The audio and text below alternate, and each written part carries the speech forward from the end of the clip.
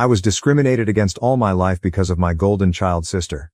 Finally, I got my sweet revenge on my wedding day. I faced discrimination my entire life because of my golden child sister, and she even tried to walk down the aisle at my wedding. Finally, I got my revenge. My parents always favored my sister, and it was far from subtle. If she accused me of something, they'd believe her and punish me. But if I accused her, even with undeniable proof, they'd give her a lighter punishment and find a way to scold me too. My birthday cake always had to be her favorite flavor, and my parents pretend they didn't know I hated it. They always bought her more than me and took us where she wanted, even if it was supposed to be about me. My sister grew up spoiled and used me as a punching bag. At first, she mostly ignored me, but things got worse when we were teens. She ended up with no friends, and her behavior deteriorated. Did her friends move away or ditch her because she was mean? I don't know, because we were never close. My parents boasted about her achievements but never mentioned any issues, whereas they constantly highlighted my flaws as teasing material. I only knew she had no friends because we went to the same school, and I noticed she was no longer with people. Meanwhile, I was fairly popular. My sister realized this and suddenly turned me from an occasional punching bag to someone she needed to take down constantly. She started accusing me and my friends of more things. My parents stopped letting me hang out with anyone, with excuses like, "They're not good people according to your sister," or, "Why are you trying to leave us? Why can't you be like your sister and enjoy family time?" What saved me from complete isolation was my extended family. Most of them lived in the same hometown, and I got along well with my cousins despite some age differences. At one gathering, they invited me to something. I don't remember what, and I sadly replied that I wasn't allowed to go anywhere. When asked why, my kid self bluntly said it was because I wasn't allowed to have friends since my sister didn't have any. This got back to the adults, who apparently tore my parents apart later. I was scolded for lying and grounded for a month, but after that, they gave me some leeway, so it was worth it. My sister changed schools. I guess the humiliation of our extended family knowing her social status was too much, so she demanded to switch, and my parents immediately obliged. Even though it cost them more since the school was further away, she made friends at the new school. However, she never went back to mostly ignoring me. Having felt the power to mess with me and being angry that I told the family she had no friends, she never let me go. My life remained difficult. Her friends would come over and bully me, which my parents called light teasing. I never invited friends over because my parents were awful hosts, or my sister would accuse them of stealing, and my parents would believe her. I did become close to my cousins though, as my parents never dared to treat family that way. Then I got my first boyfriend. I didn't want to bring him home, but my parents insisted. At one point we were separated and he came to find me to tell me my sister was flirting with him. She came over in skimpy clothing, batting her eyelashes, and started telling him how bad I was and how good she was. He was irked and ran off to find me. Of course, my sister told my parents a different story, that my boyfriend had tried to flirt with her, but she naturally refused since she couldn't do that to me. Guess who my parents believed? My boyfriend wasn't perfect, but I immediately believed him for a mean reason.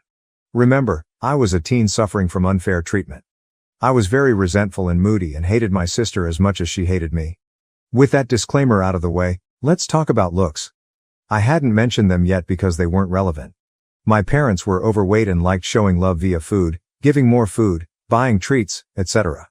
My sister was also overweight, whereas I was not. I've always been kind of skinny because punishment often included no treats or snacks. Obviously, weight isn't what matters, personality is.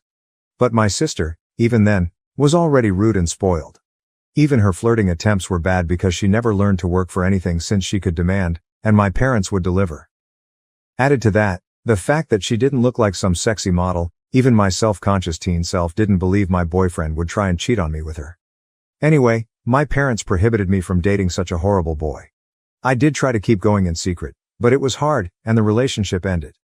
I did get another boyfriend, but again, my sister accused him of flirting with her when he refused her advances. Again, my parents believed her. I tried pointing out how this happened again, but they decided that I was incapable of making good choices and kept picking bad boyfriends. The relationship couldn't handle the Romeo-Juliet situation and fizzled out again. I would eventually get called a slut in high school as I was fine with making out with boys and such but refused to have relationships. Thankfully, it never got back to my sister or parents. My sister did bring one boyfriend home during all this time. He was paraded with pride, and my parents spent every second telling me how good he was and why I couldn't be like my sister and find myself someone like that. Until he stopped showing up and suddenly he was a conniving bastard that tricked my sister. Oh well, and the unequal treatment continued. At this time, she had more spending money, and her curfews were much better than mine. She was free to go anywhere at any time, while I couldn't. If I pointed it out, my parents would say it's because she's older, but when I reached that age, I still didn't have the same treatment she had. And when I pointed it out, they denied they ever said that or claimed it was because I couldn't be trusted like she was, using my sister's accusations against my boyfriends and friends as proof of my bad judgment. Time goes by, and it's time for my sister to graduate. She was accepted into a college, not a very well-regarded one, and she had no scholarship or anything. Again, because only her achievements were told to me, I don't know which colleges she even tried for, so I can't say how badly she was rejected. I do know her grades were bad in school though, because whenever she got a B, we would celebrate. I would usually get good grades, but my parents refused to celebrate, claiming since I always got those, what was there to celebrate? My parents naturally made a lot of fanfare and told her they'd pay for everything. I was relieved she'd be going away. Not that it made my life any easier. She'd always come home every other weekend and somehow stuff kept missing from my room, or some other issue she'd think of to make my life miserable. My curfews were still strict. Eventually, my mom came to talk to me about my impending graduation. I'm only a year younger than my sister. She told me that since they were paying for my sister's college, they had no money to pay for mine, so it would be better for me to start working immediately after graduation and wait until my sister finished university to see if they could afford something for me. Oh, and if I decided to stay at home, I'd have to pay for all my stuff, part of the bills and rent. I pointed out that I could get student loans. Mom said yes, except no, because they were so caring towards me and I had such bad judgment that they would decide if a college was worth my getting into debt or not. I'm not sure how they'd stop me from getting loans, but I didn't ask. Scholarships weren't mentioned. They had no idea what my grades were anymore and never believed in my capabilities anyway. I didn't bat an eyelid. I simply said okay. My mom clearly didn't expect that and kept prying. Maybe she hoped I'd throw a tantrum so they'd have an excuse to never pay for my college. But I said nothing except that I understood their position, thanked them for caring, and that was that. My dad later tried the same, but I also refused to be emotional. You see, after a whole lifetime of their terrible parenting, I never had any expectations towards my education. I knew they would find an excuse to not pay for mine and make my life miserable. I never believed they would eventually pay if I worked and waited for my sister to graduate. I had been preparing for college for a long time. I could barely go out, my friendships were slim, so I had a lot of time to study. And study I did because I saw college as my only chance to be free.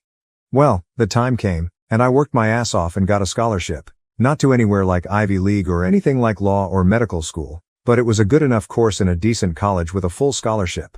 Knowing my sister would hate it and try to stop me via my parents, I put my achievement on social media at the same time I told them, even forcing myself to thank them in the post. Now they couldn't forbid me from going as they'd have to explain to the family why not. Initially, they were even a little proud and boasted about it, and then I guess my sister got to them and they changed gears and even asked me if I was sure I wanted to go. They let slip that my sister wasn't doing well in college, and since she was smarter and had better judgment than me, I'd suffer worse. I obviously stuck to my guns. They weren't happy but couldn't do anything. College was my savior. I started being happy. I still contacted my parents and visited on holidays and such, but since they refused to pay for anything, I could excuse not going a lot due to money. During this time, I avoided introducing any man to them, and my sister stopped going to college. I know she didn't graduate because, again, they'd have made a fanfare about it. She moved back home, paying no bills or rent, but it's different, my parents said, and started working at the same company as my mom, obviously thanks to my mom pulling strings. This was all presented to me as a point of pride. Almost there, I promise. I met my husband around this time. You know those people who say, if I were in that situation, I'd have done something. My husband is the type who actually does. I'm the type who is meek and a doormat in any situation and then can't sleep at night wishing I had done something, had thought of something witty to say, etc. I'm the person who can't help but cry when I'm angry. My husband is the guy who claps back immediately. He loves drama and loves to resolve it. He's the guy that if he doesn't immediately reply to a slight, you better start worrying because he won't forgive and forget. He's just doing something worse for revenge. He's the one who wanted me to post here and wanted to post on a nuclear revenge board too, but decided what we did wasn't nuclear. People were baffled that I got together with him, But just because I was incapable of acting like him due to my upbringing, it didn't mean I didn't like it. I love that my husband does what I can't, and he treats people well as long as they do the same to him. When we discussed marriage, we decided we didn't care much about the ceremony due to our budget, as we'd rather spend on a dream trip to Europe for our honeymoon. As for where to do it, since his family was spread out and mine was still mostly concentrated in my hometown, we decided to do it there. We weren't living too far off either, so we could take some long trips during the weekends to manage stuff. Plus, there was some work flexibility, so we could stay in my hometown for a bit too if needed. We sent out the engagement announcement and the save the date for a few months later. At this point, my parents naturally demanded to meet my man. I wanted to grow a spine and refuse, but was having a hard time. The distance had made me think maybe my parents weren't so bad. Well, my husband looked like I had canceled Christmas when I told him I would at least ensure they were never alone with him. See, he had been getting ready for this.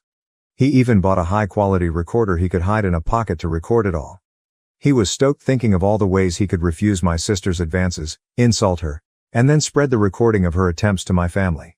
So off he went alone and excited to meet them, and came back later euphoric.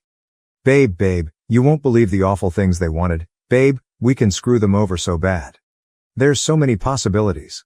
I was confused and wanted to hear the recording, but he smartly told me it was better to listen to him first or else I'd misunderstand him. Well, he went there, and instead of flirting, my parents and my sister sat him down.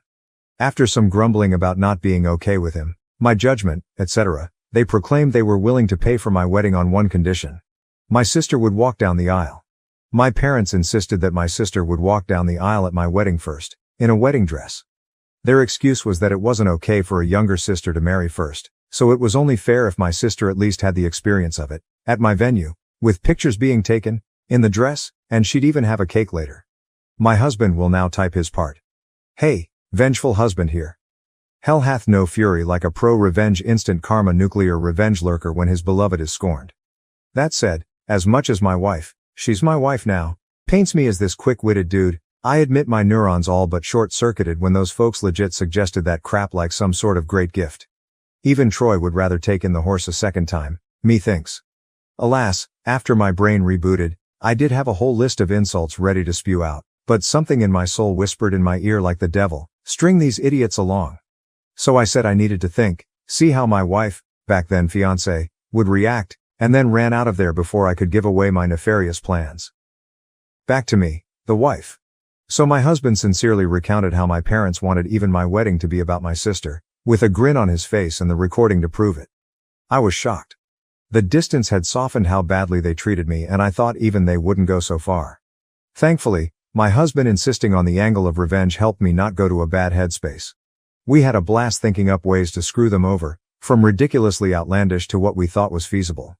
We then called his much more level-headed brother when we decided on a plan. It involved having 2 venue addresses, giving them the wrong one, etc. Well, the level-headed brother scolded us for it.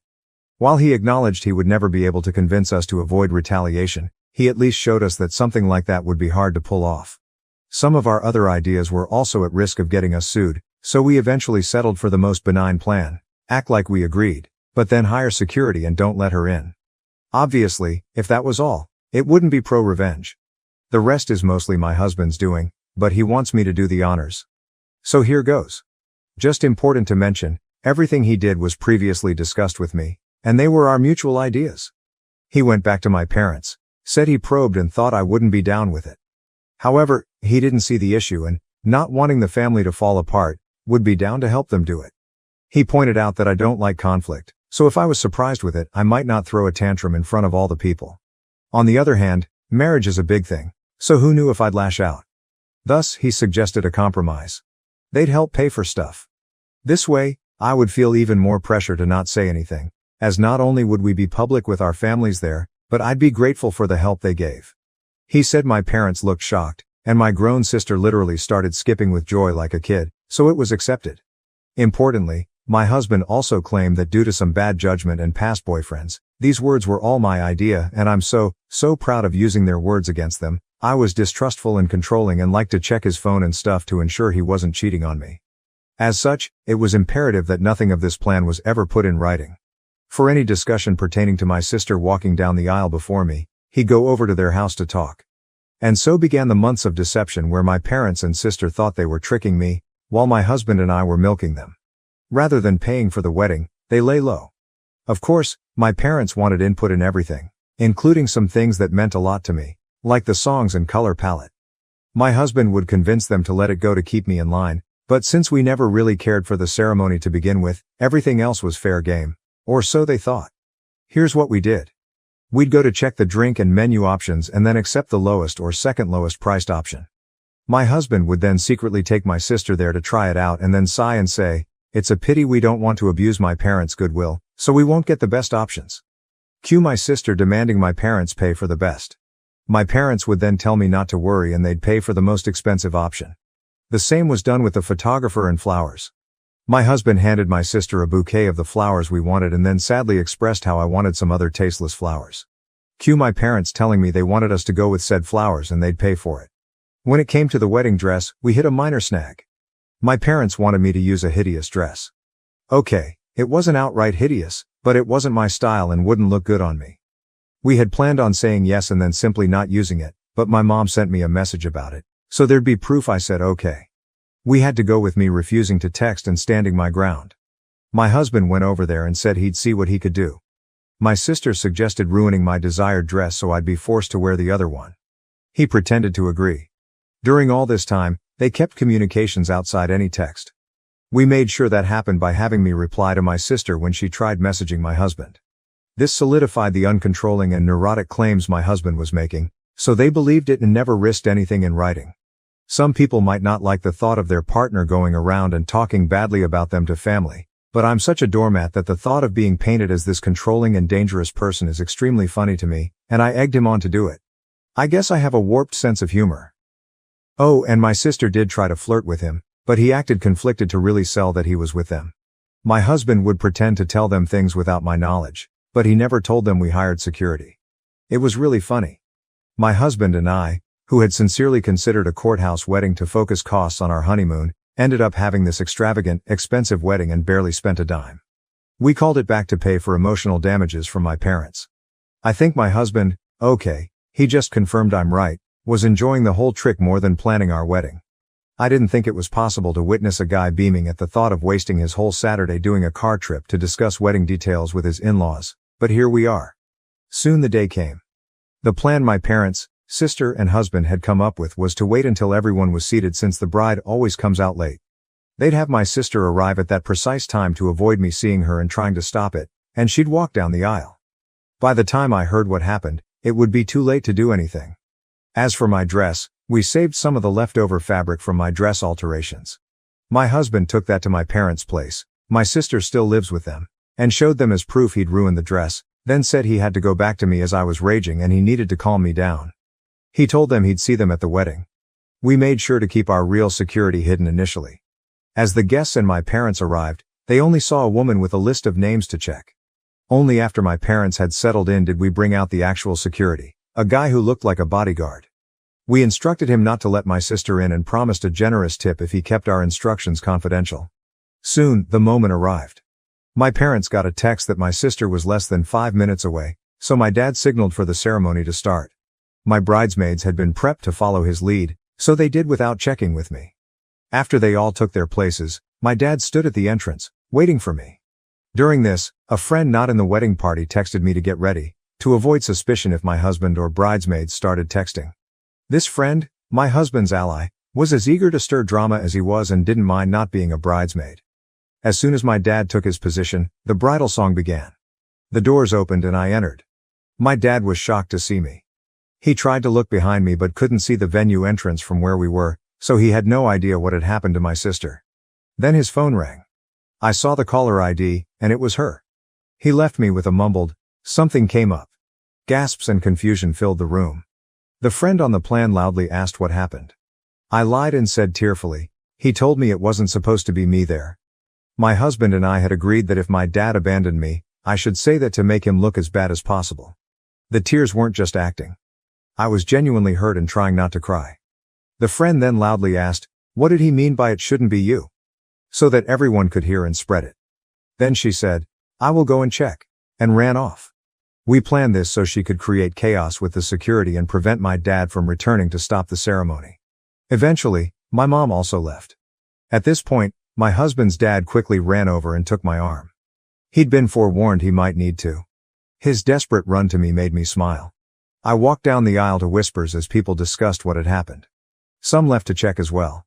When I reached my husband, all was well. He comforted me, joking that my sad face was so real I deserved an Oscar, and reassured me he'd deal with my parents for what they did. We got married without any further issues. My parents didn't come back. I noticed a lot of people leaving and returning during the party, but no one dared tell me what was happening. Someone whispered in my husband's ear and he went out.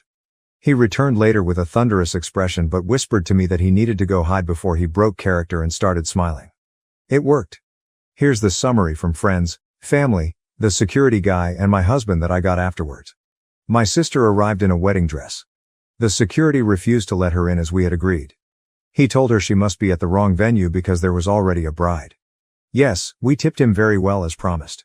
My dad tried threatening him with the police, claiming he'd never heard of him, so he couldn't be working there. The security agreed to call the police since he was hired by us and was just doing his job. My dad realized it would be too late and tried to demand that he let my sister in.